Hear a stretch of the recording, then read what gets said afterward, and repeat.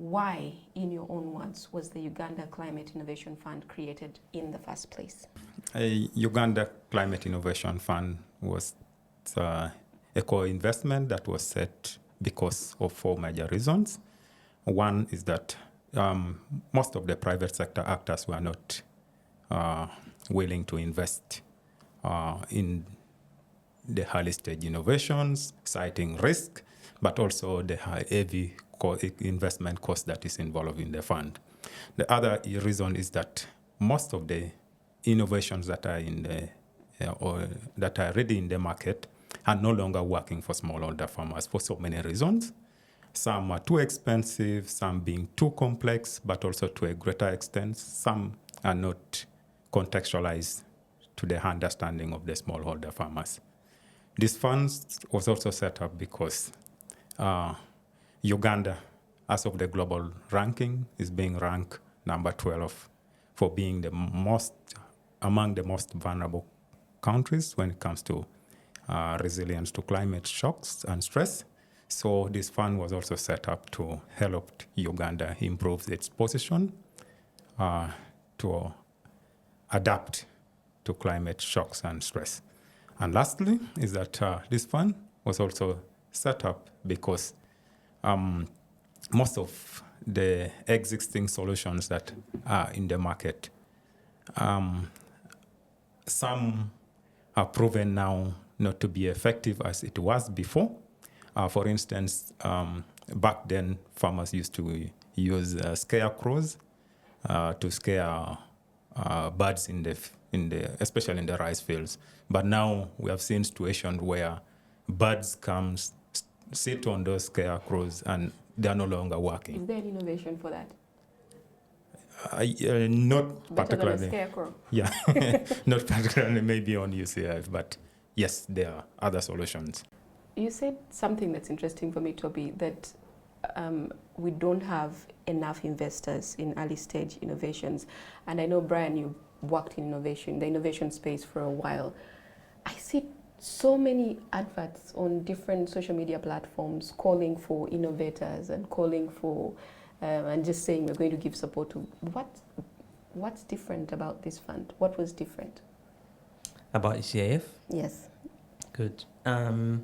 Yes, the early stage innovation landscape or community is high risk.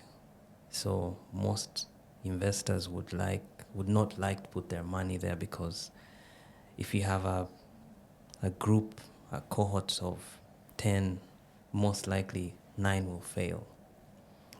It's extremely high risk. And also when you add other factors like Uganda's innovators being inexperienced generally on how to not just manage the innovation that they are building, they have to manage themselves as entrepreneurs, they also have to manage their small little enterprises and compete in a grown market. It becomes extremely risky. So when you add the fact that climate change is a new field, is a new topic, is a new subject, that even compounds the risk, and therefore investment becomes extremely slim. And even before we share everything that happened, I think the first success of UCIF was the fact that there was a deliberate choice to invest where no one was investing. So Brian, before you go any further, when Brian and Toby keep saying UCIF, that is the Uganda Climate Innovation Fund, that's going to be a hard acronym to run away from, so let's get it right from the beginning.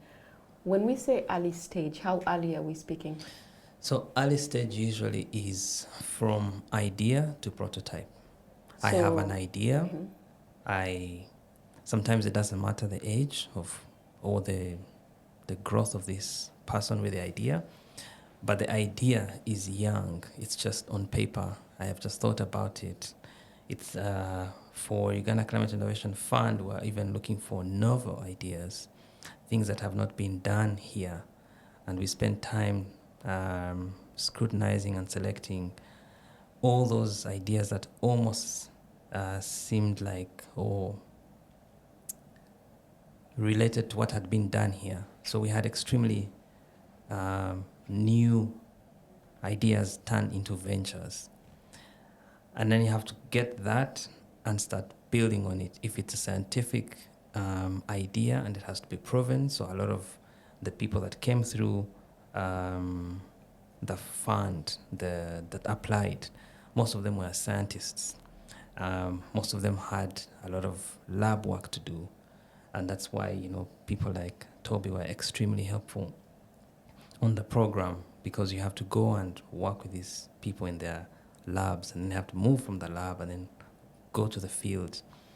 And then you have to get external scientists to work with them to make sure what they're doing is not deadly or being misrepresented.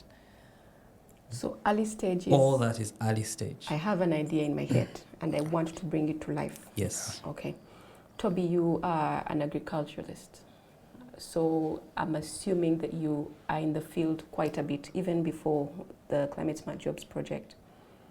What did you see in the field that convinced you that there is a need for climate smart innovation for smallholder farmers? Yeah, so there's a lot that of solutions that farmers, especially smallholder farmers, are hungry for. There are evidence that I have seen over the years that have been in the field. First and foremost, which is the most painful part that a farmer gets to see, is the high post-harvest losses. Are you a farmer? Yeah, I am. Practicing one. What do you farm? I do livestock, but I also deal in crops. I'm proud to say one of the biggest enterprise that I deal is I'm an outgrower for Nile Brewery sorghum. Whew, yeah, okay. So why especially post-harvest becomes the most painful aspect is because at that time the farmer sees money and sees all the efforts she has invested in, and all you are waiting to see is a return at that point on the efforts. So you have seen especially groundnut sprout in the garden, they get eaten by rodents, and because there are no solutions that can help the farmer harvest at that time. I've also seen especially crops dry out, especially in Northern Uganda of late. It has been very challenging that they have not received rainfall throughout this first season, to an extent that people who have invested in these high-level seeds or inputs see them dry out and go to waste. There are also issues around unpredictable rainfall pattern that have caused the yield losses and productivity losses to farmers. And I've seen this in everyday practice for farmers. But also the other aspect here is our technologies, especially technologies that are simple, that can save time and reduces work burden on farmers. And I want to speak to my experience largely here, from the two farms that I own, is that it pains me to see especially women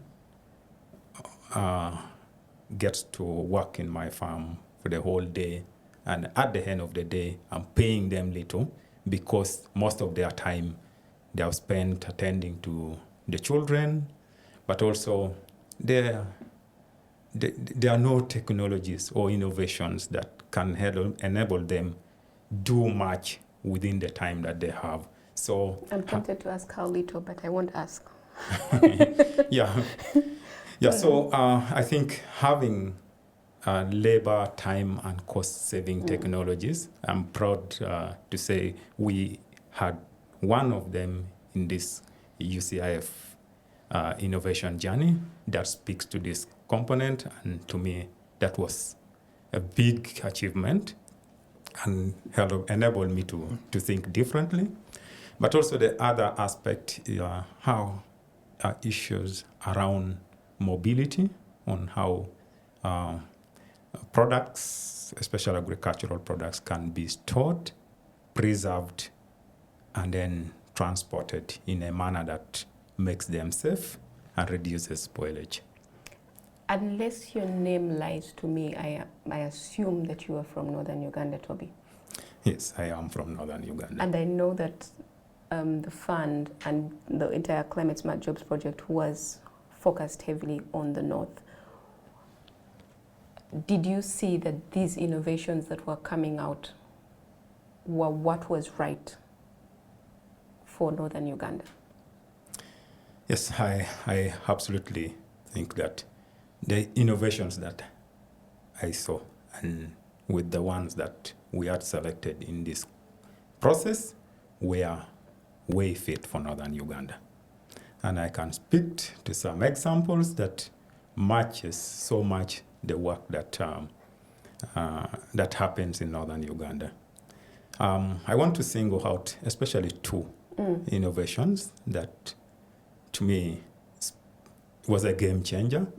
One was an innovation that is breeding a climate smart, resilient bean variety.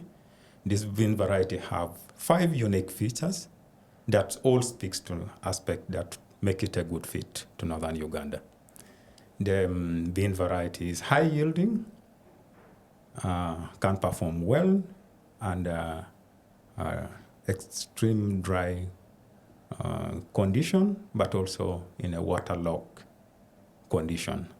This bean is highly nutritious, especially rich in zinc and iron, which is one of the nutrients that people in Northern Uganda, especially the refugees, need, be it women, be it children, but also men largely need zinc and iron.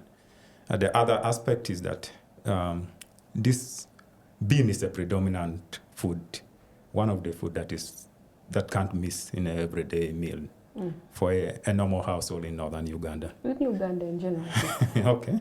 But also, looking at this bean, it has a short cooking time, which I believe would make it a good fit for especially refugees, but also would save the time and then other energy-saving investments that has to go in order to cook bean into a meal. This bean is also short maturing, as it matures in between 50 to 70 days, which is roughly 2.5 months, compared to the existing varieties that are already grown in Uganda. So this, I strongly believed. This was, what was the name of the innovator, the innovation as well? It was being bred by Aroba Agricare. And this is an innovation that came from our partnership with Mune University. Okay. But also, away from that, I particularly got interested, and I'm happy that this will come to see the light of the day. An innovation by LEMS Agrotech, which is about the granite plucking machine. This innovation is amazing because it's among the cost, time, and saving technology solutions that is capable of reducing the work burden on women and children. Just to take this home, in Northern Uganda, plucking or harvesting genetics is the work that is predominantly reserved for women and children. So we have seen in my childhood days, children miss schools because they have to harvest genetics. So having a solution, for instance, the likes of the granite plucking machine by LEMS, I believe is a solution that is a need and fits directly to what Northern Uganda needs. Brian, what was your vision? What did success look like for you with the fund? And Did that vision of success change as you engaged with the different innovators and as you saw the level of everything that you had to do with the fund, where you found the innovators, where you had to grow them to? Yeah, the Climate Fund vision was to identify, select, support, incubate, like Toby said, and build into, from prototype to solution, build these ventures and launch them into the market, which internally we called moving from 1B to 1A. 1A was the market, 1B was the... I'm going to ask that we do not speak to 1A and 1B at all, lest we confuse the audiences that we have. Yeah, so that was the vision, a bit linear, it was that we would identify these people, take them through incubation, and then just launch them into the market. Along the way, innovation is not linear. We were hit by a lot of the liveliness of the innovations and the innovators. Because they are alive, we started to see that in incubation, what we had planned to incubate, we had planned to get the innovator and take them through this incubation framework that we had built. We realized that there are extremely smart ideas, like Toby mentioned, as well as extremely smart people, scientifically with their ideas, but they needed to learn how to build businesses, right? So that was the first thing. The second thing was that even building businesses was like a whole incubation of its own, because we wanted to deal with the businesses, what we call B2B, business to business. And that seemed challenging for most of entrepreneurs because now they had to learn how to build businesses that can professionally speak to the program, all right? So for example, you have been, given, let's say, 25 million to go and procure your things, and then, you go to the lab, and they would do a very good job with all their scientific tests, right? But then you have to come back and now report financially, professionally, right? To a professional body of a finance team from the program. And then we then started to realize that there would be points of weakness and slowness in getting those, reports and administrative activities out, which at some point would derail/delay what's happening on the technical side. So we saw along the way that there were cases where the technical activities moved way faster than the internal responsibilities of these enterprises, right? And, to just, in the middle of all that is the entrepreneur, right? Who they woke up, applied as a scientist, right?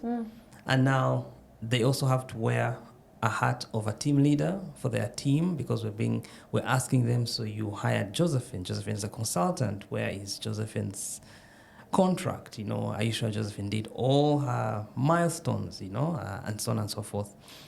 And now this young guy, this lady has to now sit and start looking at how do I monitor Josephine's activities, right? I never set out to do that. I am listening to you and I am putting myself in the shoes of an innovator, and I have a bit of a headache because I am a scientist. I'm just interested in my big idea. I don't want to do paperwork. I don't want to be running after people. Exactly. How difficult is it to help an innovator understand that all of this is part of the process and it is needed? I am a living testimony to this. How frustrated were you? Because when I came with an experience of managing over 25 billion Ugandan worth of investment in early stage startup. I did this with Agricultural Business Initiative, ABI. I did this with Plan, and now here I am on this Uganda Climate Innovation Fund. But when I came, my perception was I knew what to do. So in terms of the willingness, the will and skill aspect of it, I had the skill, but I wasn't willing so much to go into this, the work, that heavy work on the incubation, because I know what it means. I really have to say that this is where personal relationship or one-on-one mentorship and coaching become very critical. So use me as an example, Tobby. I am frustrated listening to whoever is my handler telling me that now I have to learn to do business. I'm not a business minder. All I have is a good idea. You're telling me the idea can work. You're telling me you can help me get it out. But then you're also telling me I have to do paperwork, do finance, do... Yeah, I think the most critical point here is that I still think that going back to the one-on-one aspect of mentorship plays a very critical role, because until when we look at innovation as incubation ecosystem, it becomes, we can never see this reality comes to life. So looking at an incubation as an ecosystem, that's when you get into one-on-one with the innovator and tell him or her that as much as you would want to focus all your effort on the incubation, on the innovation development, there are processes that needs to be taken into consideration. And there's one other painful bit that I've not talked about, which is shaping the professional or the ethical behavior of the pioneer or the innovator itself, which is a whole set of incubation. What is that? Getting a scientist to speak in a manner that everyone can understand their science in a layman understanding, and that they don't need to show up in a lab coat, to show up in certain ways when they are doing their testing, maybe with the farmers or doing certain things, is actually the aspect of incubating the professional behavior of a pioneer. And also to tell this innovator that as much as you find this conflicting with your personal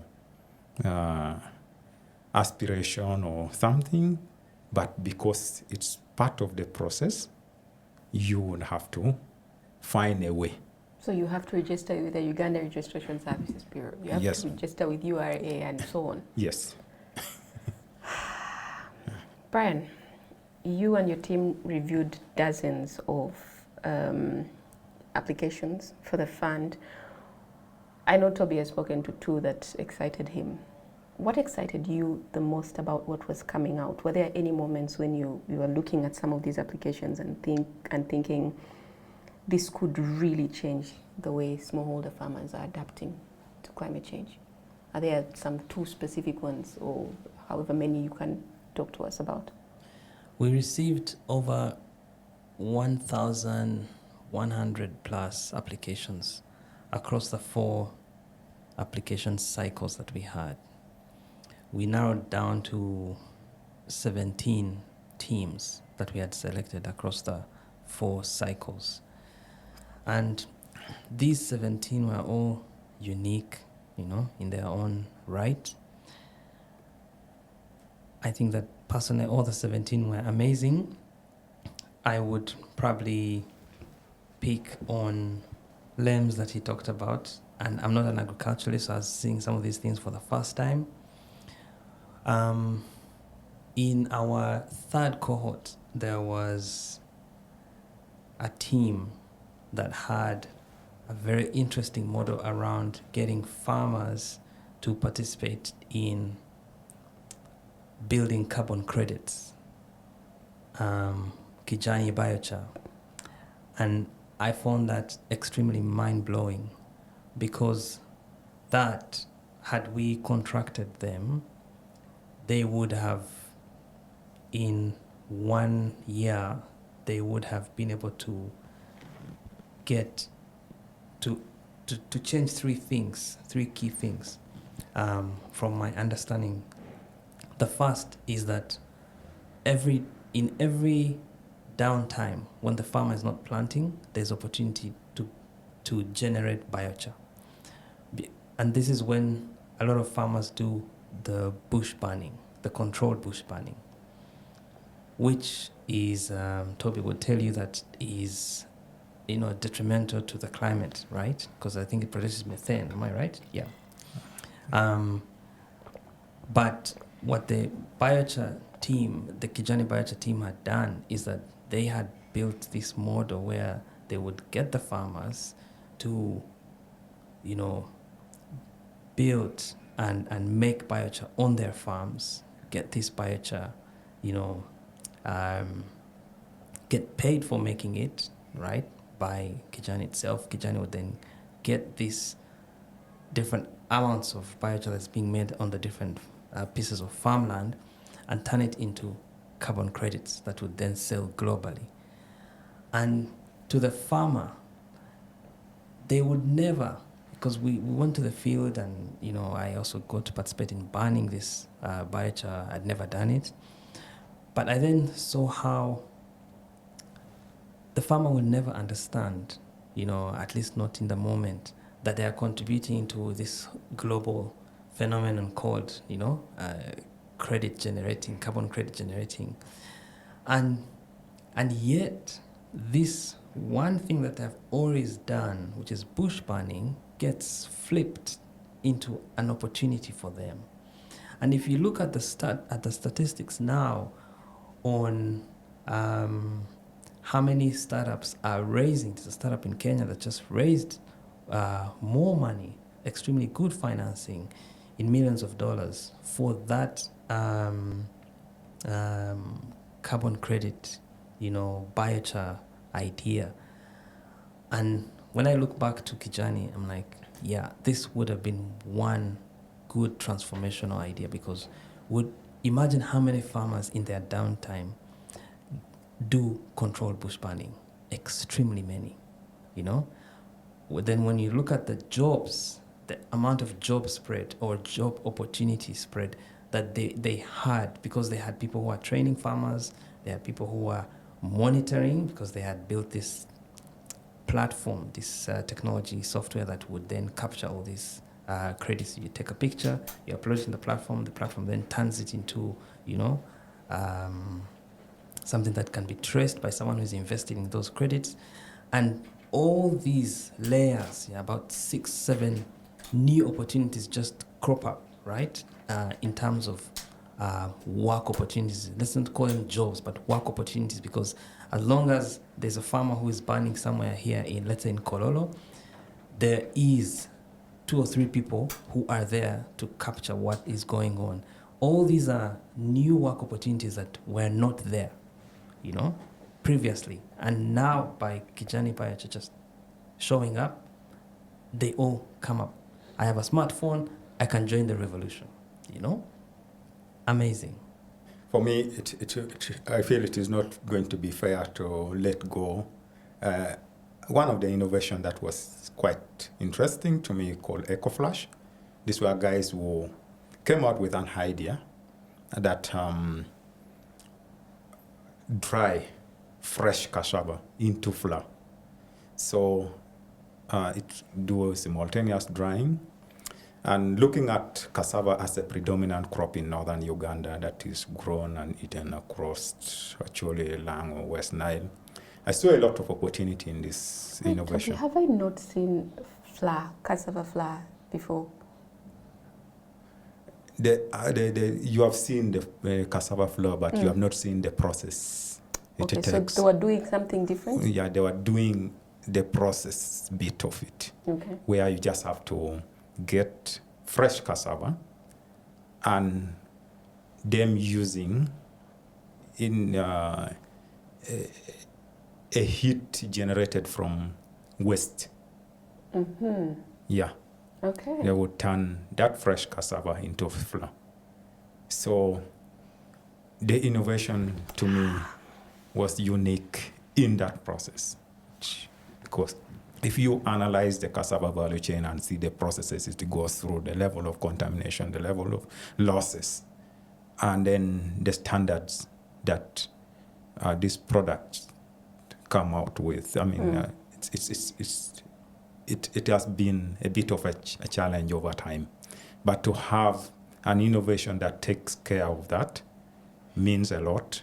But also the fact that they are going to use waste, what they call the circular economy in this era, of turning composting waste into energy and using that energy into processing a high value product like cassava is something that, but also what that would mean in terms of unlocking the potential in the entire value chain and creating opportunities makes the innovation quite unique to me.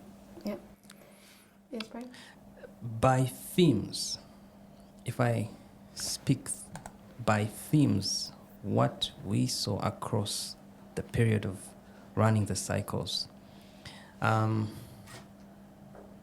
is that in the beginning, we're a bit concerned by would the public understand what climate change is and how it manifests? Would it understand who a smallholder farmer is, even by definition, by profile, by characteristic? Can we, we went for the West Nile Expo. If you went for an expo and they said these are farmers, how would you identify a smallholder farmer? How would you know what they want? So those were some of the concerns. Would people really appreciate what those are? Would they appreciate what the environment in which the farmer really does their work?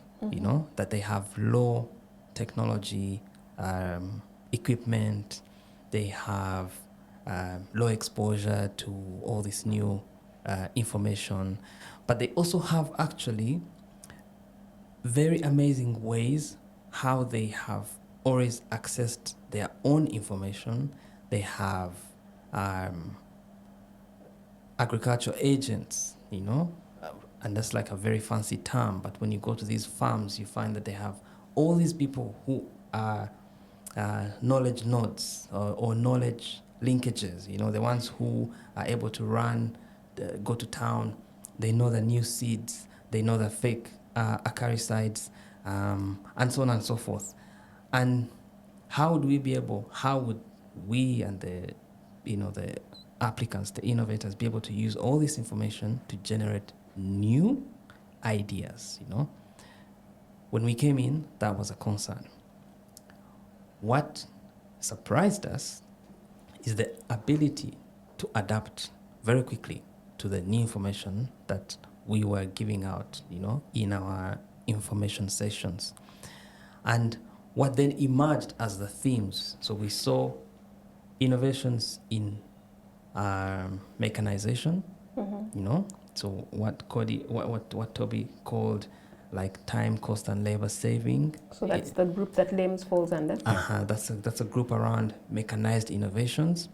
So we saw all sorts of submissions from, machines that dig holes, to the ones that weed, to the ones that, pluck, to the ones that thresh, and so on and so forth.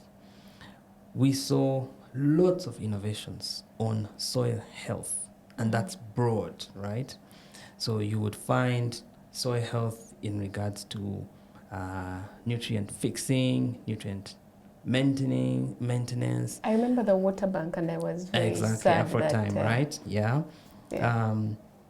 We found again in soil health, how do you, keep the health around the microorganisms in the soil, water retention, which is the water bank, and so on and so forth. Then we found innovations around the farmer, right? So when Toby said lady, child, innovations that really targeted the farmer. And innovations around how do we get information to the farmer? So USSD type innovations, we had lots. That's where a lot of AI driven innovations were. Data analytics innovations, and all those were great. The reason why they'll probably not go through is, again, the farmer, the way most of these applicants had envisioned them was not yet there. When you look at the type of phones they use, how many times do they load data, at what point do they, make calls, invest in airtime to make calls and so on and so forth. Good ideas, but not for a smallholder farmer. Not yet, right? Then we saw innovations around the crop, right? So the likes of like Raj Guarding Fresh, and maybe Toby can talk about it later. But how do we keep the crop healthy, right? How do we keep also the crop proceeds, like the fruits, the seeds, and everything healthy, right? So that's Raj and Fraser. Exactly, Raj, Fraser, and so on. And then we saw innovations around livestock, So from how do we keep it healthy to how do we increase, meat on the animal? How do we tell, if the animal is not having the right nutrients and so on and so forth? So there's livestock and crop, innovations. We saw innovations around now data. So you have all this information that's happening in agriculture as a practice, right? How do we make this information useful and extremely helpful for people who invest, either in products, farm products, or things like irrigation. How do we help people who invest, like banks? So there was a bank, right, that actually applied for our final window, our final application cycle. And they had an innovation around finance and data, So they already understood that a lot of people are cashing in agriculture credit, credit financing. They had their innovation focused on financing data and how they would take that and get their investors as a bank to invest more into agriculture products. I mean, it was amazing when you just zoom out and just look at the categories of who was applying, It feels like there's so much information. So I'm a potential investor and I'm now looking for these people. Mm-hmm. Where do I find this information? Mm-hmm. The 17, and maybe even the others that maybe didn't make through. Okay, possibly those would apply for something else. Yeah. But where do I find this information? Of course, Climate Smart Jobs is the custodian, of all this information. For someone who would be interested, if they reached out to Climate Smart Jobs, they would be given as much information as they needed. The team at Climate Smart Jobs would be able to break down, what exactly you're looking for. And yes, like you rightly say, there are more interesting applications that we received beyond the 17. It's just that our focus was on the smallholder farmer. Yeah. They really directed and governed the decisions that we're looking for. Yeah. From your day-to-day with the innovators, Toby, what support that the Uganda Climate Innovation Fund came with, what support proved most essential for these innovators? Okay. First and foremost, we had an approach that the program had envisaged would undertake. And this approach had 3 or 4 components, 3 critical, then the one that may or may not be so critical as the first 3. The first one, which I think was the biggest of it all, was the technical access to technical expertise. So one thing that proved and worked was the expertise that the program offered to these innovators. We had consultants, both the national and also international consultants, who were very critical in sourcing this and vetting these ideas, but also in supporting them. What does that kind of support look like? So there's an international consultant somewhere, and I have an idea. What does that look like? Okay, it gets to a point to appreciate that international consultants to some extent lacks context. So their expertise has to be built on the local expertise or contextualized. So, for instance, we had the NILS and then so many other consultants that were at the international level, working with the Professor Basils, the Dr. Kathy Wo. So that's Makerere University. Makerere University and Gulu University. That I've had hands-on experience working with early stage innovators. So in terms of understanding of the innovation, the selection process, but also guiding the process was a very critical. Fully-fledged team around an innovator. Yeah. Checking and just making sure that. Yeah, but also during the selection team, during the selection process, there were some innovations that would require some specialized skill set to be able to. I keep recalling one that we had about the one that was bottling Bivin, that was bottling the biogas. So it took it was actually Neil with this engineering background that was able to do a due diligence and say, okay, this kind of innovation would, much as it has potential to go in this direction, would need a significant time and cost and other investment to make it, to turn it into a reality. So especially in the due diligence process and also in the terms of coming up with the risk and mitigation measures, this technical expertise were very critical. The second support was the enabling these innovators to access what we call the common user facilities, which are largely shared resources. Here we talked about the laboratories, the other innovation hubs, and I want to say something which could be a little more controversial, but is good for incubation ecosystem, that especially in Northern Uganda, we are challenged with situation where some of those facilities that we needed to be able to incubate some of this innovation were not in existence.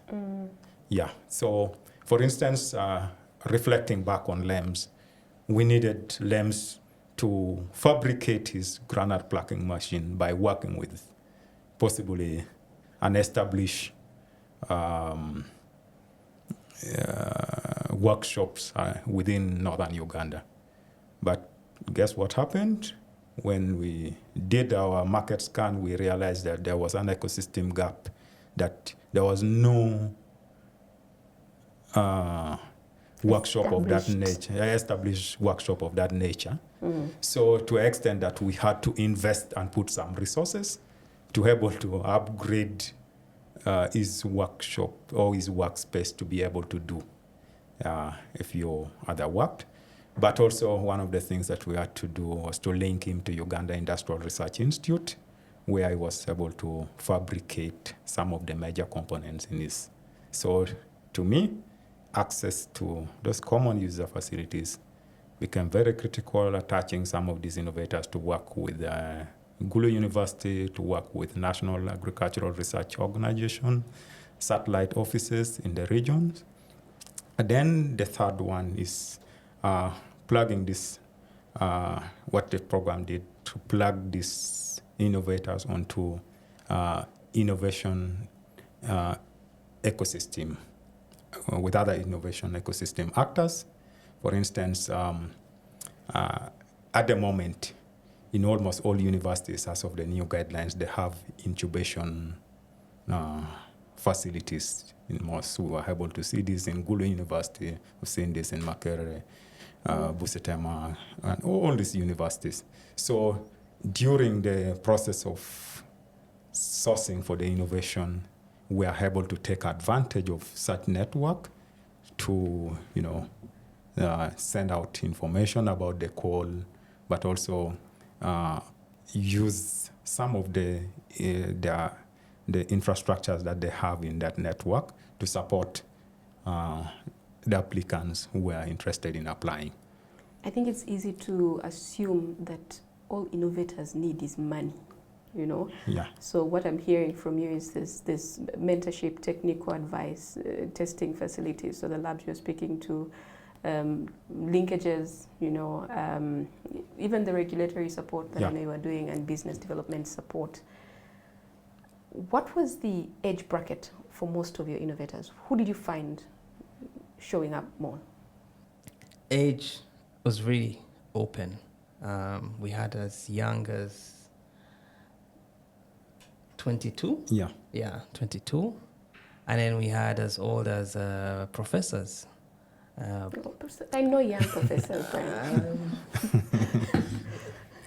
Yeah. Professor, let me see, maybe about 40, coming to 50. Yes. Yeah. 40, Okay, so late 22 to 50. Yeah. Right? Mm. Okay, that But there I would say majority were young people. young people is very 20s going into 30s. okay. Yeah. Okay. Was there a particular moment during the fund when you felt an innovator had made a major breakthrough? Any that you remember and you're thinking, we've finally gotten, this is moving forward? Yeah, I mean, Fraser, right? I think I was there, when he first brought the first set of boxes, and he put in his Tomatoes and bananas, and it didn't work, right, the way we expected. And then he goes back, he tinkers with it, and a couple of months later, he has a set of boxes again, and we have told him now just narrow down on tomatoes, and it works. 10 days, 14 days, 18 days, right? So Fraser Shelf is doing life. the tea bag that will keep your vegetables fresh. Yeah. How many days did we get to? Yeah. I by the time we closed down, Fraser was coming to 20 days of shelf life extension for tomatoes. Okay. Right? Okay. And maybe just to add, for why I opted that Brian goes first, because scientifically it's very easy to get excited that somebody has gotten a breakthrough when you're doing a scientific kind of work. That, because the moment you're able to get to a stable compound that is not able to change in so many aspects, then you have gotten a breakthrough. And happy to note this, especially with the Raj Guarding Fresh, when they developed their version 5, and their version 5 was very effective on all the fungal diseases that they were targeting that causes rotting in tomatoes and in other vegetables and fruits. Like, this is it. But also from the team, like one of the, I think the youngest team we had was a team that the name. These guys of Makerere University. Agrosap. Yeah.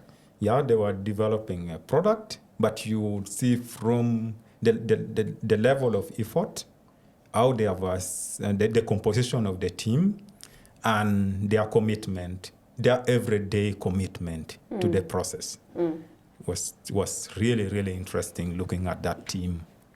And I was like, no way, no matter what, this team have a breakthrough. There was another breakthrough that's not necessarily the innovators, right? So when we go back to remember the linear process of how to identify and grow the innovations, right? You inform, then you inspire them, then they apply. It was not all rosy in the beginning, just to find the right people for this call, this climate innovations call. And I think that one of the people that we worked with, Dr. Kathy, had an interesting breakthrough, you know. I would say she... So just to give context to listeners who might not know what that journey is like, you're going into universities, you're going to incubation hubs, you're going to refugee settlements, you're going to women's groups and circles and things, and calling for innovators. All right, so Dr. Kathy. So Dr. Kathy from Makerere University, you know, like very ingenious with her ways. I think she really toyed and tinkered with how do you get the right people to apply for this call and they have the right innovations in such a short period of time, because we usually had like a month and a half for these application windows. And as much as we had these information sessions, right, that we did, what Dr. Kathy did was actually take them, turn them into mini hackathons, right? So she did like a call within a call, you know, right? So in her 1.5 months, she actually did her own innovation hackathons, where she would then get such a huge application pipeline on her own, and then get them to build wireframes, right, of these solutions, organize her own panel, you know, with her own small network of university experts, lecturers and all, and then select like 3 times, right, and then give CSJ the cream of her own selections. And when you look at overall performance of the 1,000+ applicants, and also down to the 17, Makerere University has, you know, like the most applications. That has to be a very heavily invested lecturer in her students to go that mile. And she did this plus all the other things that she does at the university, you know? Wow. Yeah. Wow. I sometimes when you're going through this process, people are looking at it and saying, but we're not seeing anything coming out. We know we applied, but where is the information? What's happening? What is, you know, there's delays, but you get to understand that there's a lot of processes in the background to make sure that what actually comes out is the end product that's hopeful. Looking ahead 5 years, what type of climate innovations do you think Uganda needs more of? Okay. Looking at 5 years from now, post-harvest is still going to be a very critical aspect. Is this one of Uganda's biggest problems, Toby? Yeah, I like saying, and as a joke, but it's a reality that as Ugandans, we produce so much. But and it's like not just children. Not just children, but looks like we are just a producing country.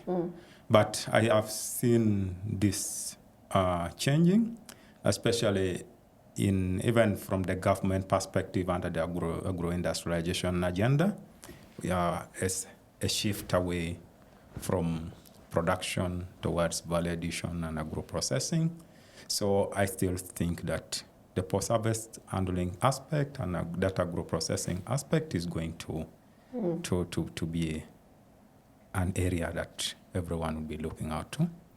The other aspect that I'm looking at is that we are, as Ugandans, looking at our demographic, we are a very youthful population, a youthful country.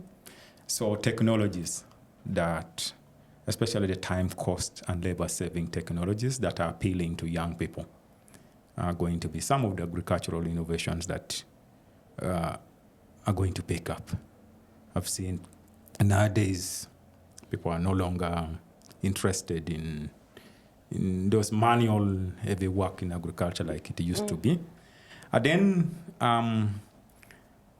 the other aspect, which I am proud to be part of this because I'm also doing it at personal level, is some of the production processes that creates revenue at production level or at the early stage of the value chain before going higher.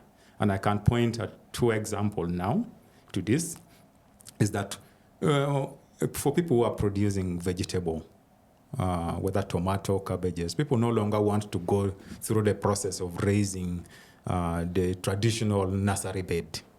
People now raise seedlings in a greenhouse as a business, and you just need to pick seedlings and go and plant.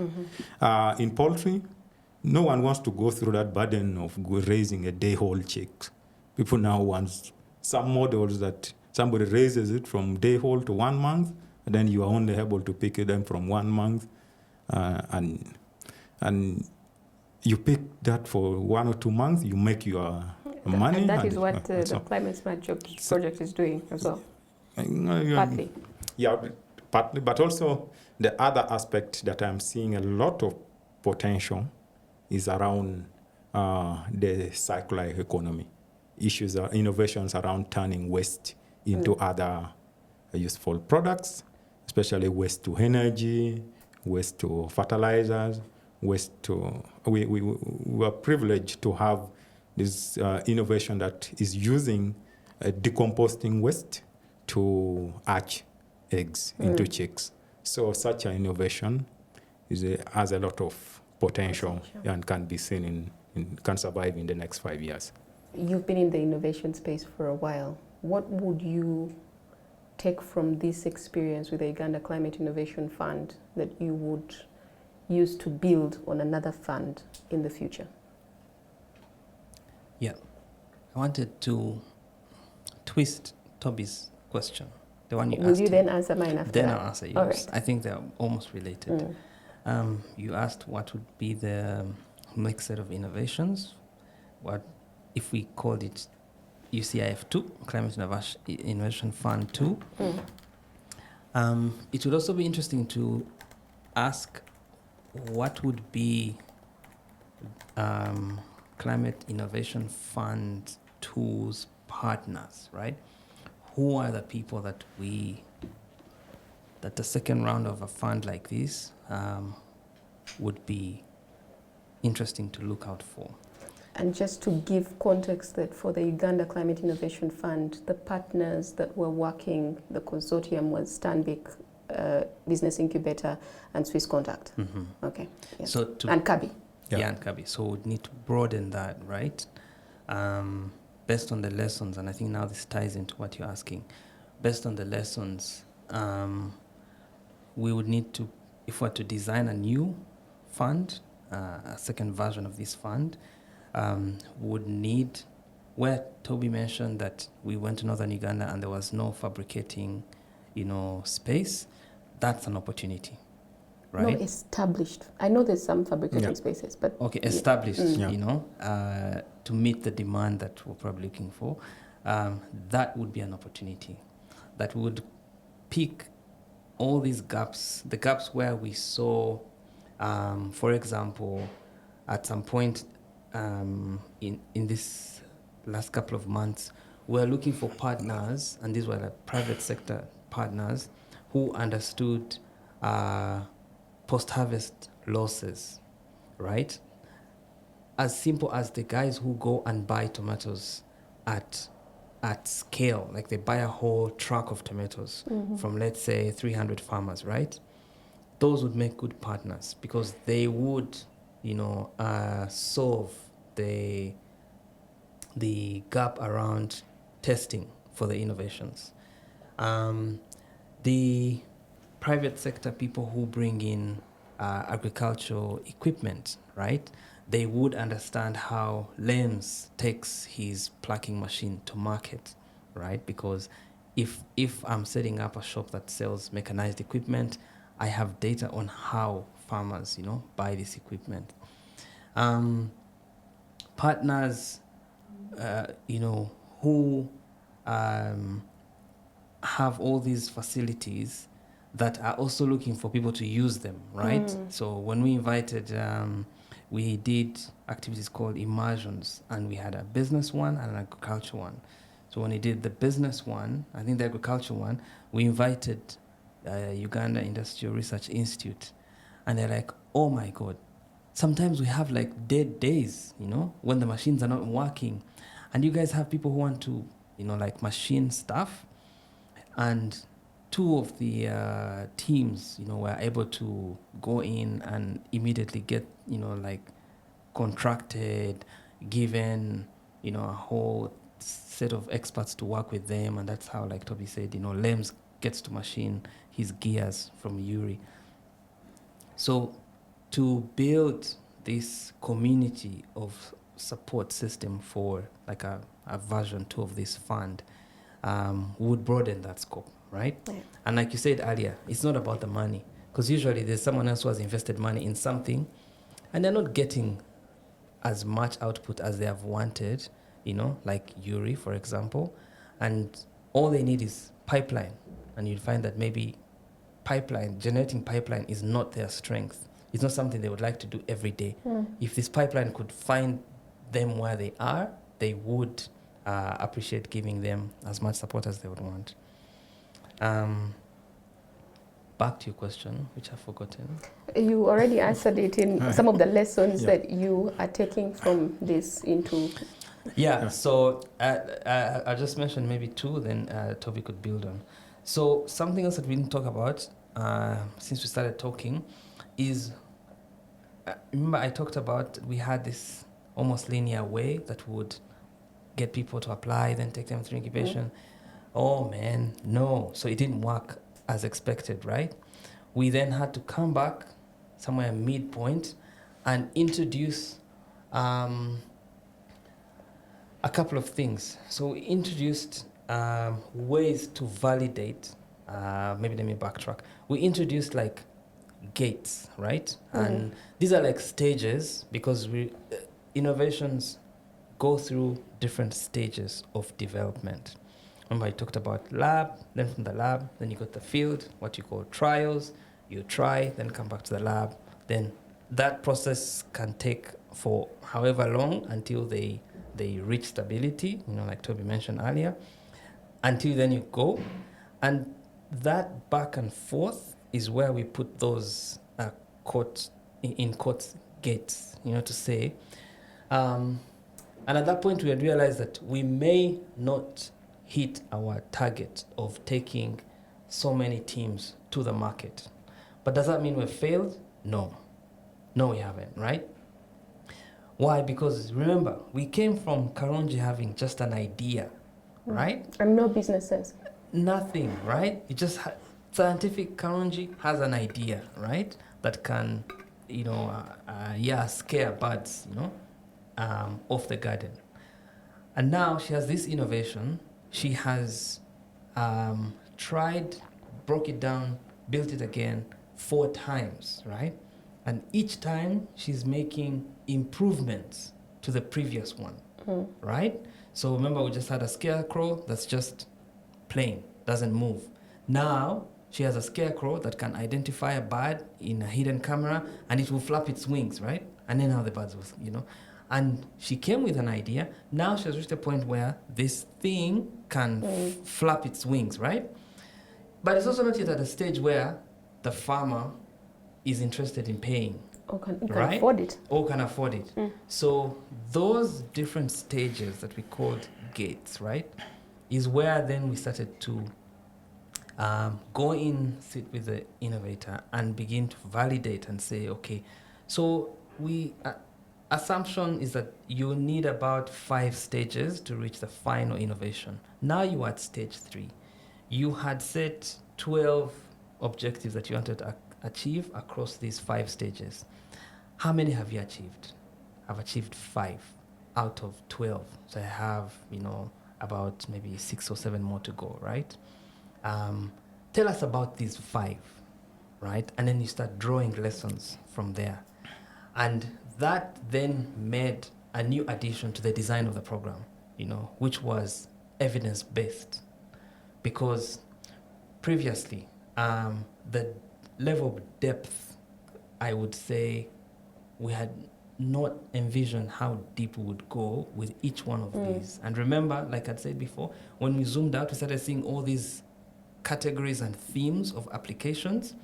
So you can imagine on one conversation, one call like this one, you're speaking to Lems, who's telling you about his placa.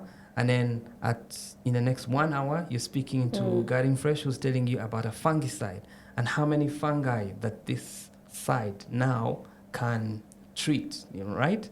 And on another call, you're going to the compost incubator. Those are all different levels of innovations with depth. So we had to backtrack and then build all these evidence deep ways of making sure that, okay, Karunji and her scarecrow may never get to stage 5. But if we can get her to stage 4, someone else in the market will pick it up from there, right? If she goes to Yuri will pick it up from there. Uganda Industry Research Institute. How do we support these 17 to get to a point where people know about them, people are interested in them? Great. Again, very nascent, very new industry or subject, climate resilience, climate change, right? And like we started by saying that by Climate Smart Jobs, CSJ, just launching an early stage fund for early stage innovations, it's a win, right? Just that is a win. So how do we then help the 17? If you did a catalog, if you did one event, a demo day, name it, just one of these early ways of publication to say, we tried and broke ground in this new environment called climate change. We went in, got many of our hands and feet burnt, but this is what we came out with. We never achieved everything we wanted to do, but here is a catalog of amazing, maybe we could grow it from 17 to 50 ideas that you can start with. We have de-risked the 50 and given you 17 that are ready for funding. In fact, we have profiled them for you that we can give you a range of how much funding and therefore return on funding that you could get from each one of these 17, right? And so on and so forth. I look forward to receiving that catalog, Brian. Tobby, in closing, what would you like us to take home from the Uganda Climate Innovation Fund? Okay, my take is that, one, this was a worthwhile conversation to have.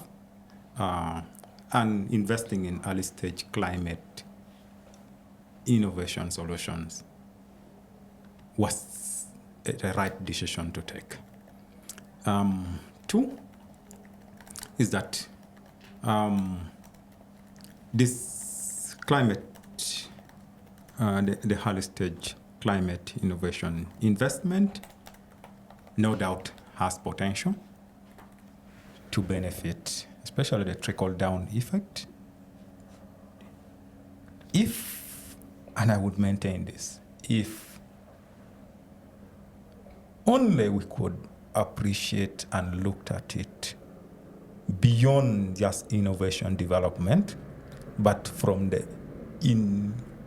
incubation, the early stage incubation ecosystem perspective. So what that means is that we are able to look at the different actors, their roles, and clarify their contributions in all aspects. And that, yes, no doubt, we have seen the potential in these innovations, and they have a significant change that they can impact on the life of the smallholder farmers. It's amazing what people are doing out there, and they just don't have the publicity, enough publicity that people know that these things are actually happening or actually exist. Thank you so much, Tobby Ojok.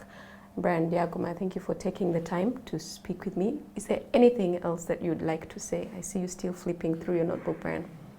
I would just want to say one. Yes, Tobby. That it is going to be very critical, especially if for future funding, especially in early stage climate change innovations, to demystify, to first understand the myth that innovators have and demystify them, and also align in terms of expectation. I just want to point out one example, whether the perception that their innovation is of high risk in terms of being stolen, their ideas.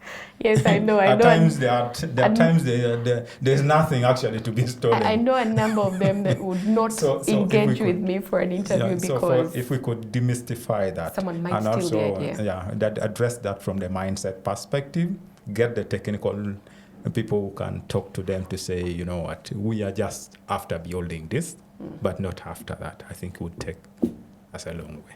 Thank you both so much for taking the time.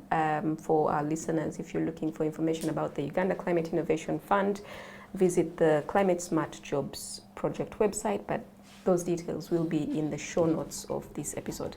Thank you so much for listening. Until next time, goodbye.